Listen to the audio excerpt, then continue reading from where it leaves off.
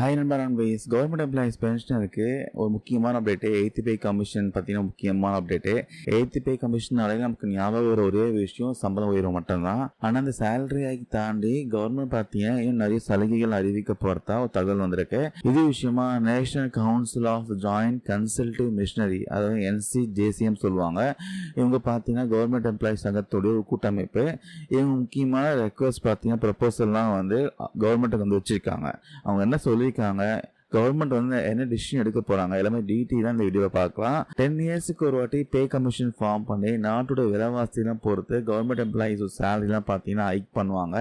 இப்போ இந்த eighth pay commission form பண்ணியாச்சு. அவங்க வேலையை சுறுசுறுப்பாக செஞ்சுட்டு இருக்காங்க. இந்த ஃபிட்மெண்ட் ஃபேக்டர் பேஸ் பண்ணி தான் பார்த்தீங்கன்னா சேலரிலாம் ஹைக் ஆகும். இந்த எய்த் பே கமிஷன் கிட்ட கவர்மெண்ட் எம்ப்ளாயிஸ் பென்ஷனர்கள் சார்பாக பல கோரிக்கைகள் மனுக்கள் பார்த்தீங்கன்னா கொடுக்கப்பட்டு வருது. இதில் மத்திய அரசு ஊழியர் சங்கத்துடைய கூட்டமைப்பான NCJCM, national council of joint consultative machinery, இவங்க வெறும் ஊதிய உயர்வு மட்டும் கேட்காம சில முக்கியமான பண பலன்கள் கோரிக்கையும் முன் வச்சிருக்காங்க. கமிஷன் கிட்ட ப்ரப்போசலும் வழங்கியிருக்காங்க. அவங்க வச்சிருக்க முதல் கோரிக்கை என்ன தெரியுமா? வட்டியில்லா கார் லோன். கம்பெனி ஊழியர்கள் சங்கம் என்ன சொல்றாங்கன்னா, இப்ப இருக்கிற காலத்துல கார் வாங்குறது ஒரு ஆடம்பர பொருள் கிடையாது. இது நடுத்தர குடும்பங்கள் ஒன்னா சேர்ந்து பாதுகாப்பா பயணம் செய்ய வேண்டிய அவசியமான ஒரு பொருளா மாறிடுச்சு.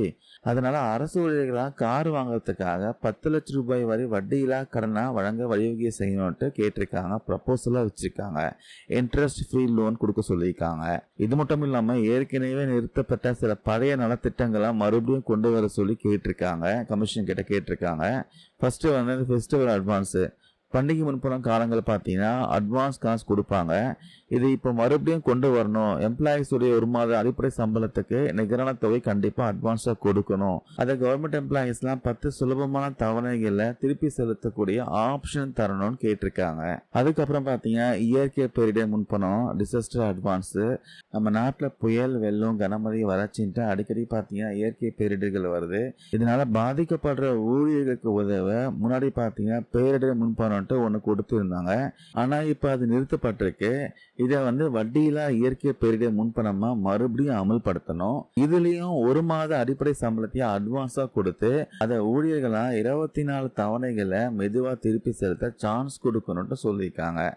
இது மட்டும் இல்லாம இப்ப நடைமுறையில் இருக்க கம்ப்யூட்டர் வாங்குவதற்கான முன்பணம், கம்ப்யூட்டர் அட்வான்ஸ், அப்புறம் சொந்தமா வீடு கட்டுவதற்கான முன்பணம், ஹவுஸ் பில்டிங் அட்வான்ஸ், இதுல உச்சவரம் பாத்தீங்கன்னா கணிசமா உயர்த்தி தரணும்ட்டு ஊழியர்கள் தரப்புல பாத்தீங்கன்னா ஸ்ட்ராங்கா கேட்டிருக்காங்க.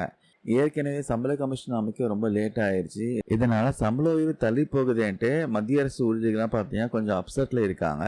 அதனால சம்பள உயர்வும் தாண்டி தங்களோட நியாயமான கோரிக்கையை அரசு கண்டிப்பா நிறைவேற்றணும்ட்டு NCJCM வந்து கேட்டிருக்காங்க. ஒருவேளை எய்த் பே கமிஷன் இந்த கோரிக்கைகளை அக்செப்ட் பண்ணிட்டாங்கன்னா, அரசாங்கம் இதுக்கு கிரீன் சிக்னல் கொடுத்துட்டாங்கன்னா, இந்தியா முழுக்க இருக்க கிட்டத்தட்ட 1 கோடிக்கு மேற்பட்ட மத்திய அரசு ஊழியர்கள், ஓய்வூதியதாரர்கள், குடும்பத்தினர் எல்லாரும் பார்த்தீங்கன்னா செம்மையா ஹாப்பியா இருப்பாங்க. இதனால அவங்க குடும்பம் ரொம்பவே செழிக்கும். நாட்டுடைய பொருளாதார வளர்ச்சியும் கொஞ்சம் மேம்படும் சொல்றாங்க. ஸோ மக்களை கவர்மெண்ட் எம்ப்ளாயிஸ் சங்கம் வச்சிருக்க இந்த வட்டியில்லா கார் லோன், திருமண முன்பணம், இந்த மாதிரி ரெக்வஸ்ட்லாம் வந்து மத்திய அரசு ஏற்றுப்பாங்களா? இந்த கோரிக்கை நியாயமான கோரிக்கை நீங்க நினைக்கிறீங்களா? இன்னும் எய்த் பே கமிஷன்ல என்ன மாதிரி ரெக்வஸ்ட்லாம் வந்து நிறைவேற்றணும்னு நீங்க எதிர்பார்க்குறீங்க? உங்களுடைய கருத்துக்கள் ஏதாவது இருந்தால் மறக்காம கீழே கமெண்ட்ஸ்ல பதிவு பண்ணுங்க. இந்த வீடியோவை ஷேர் பண்ண தகவல் யூஸ்ஃபுல்லாக இருக்கும்னு நம்புறேன். தேங்க்யூ நண்பா நண்பீஸ்.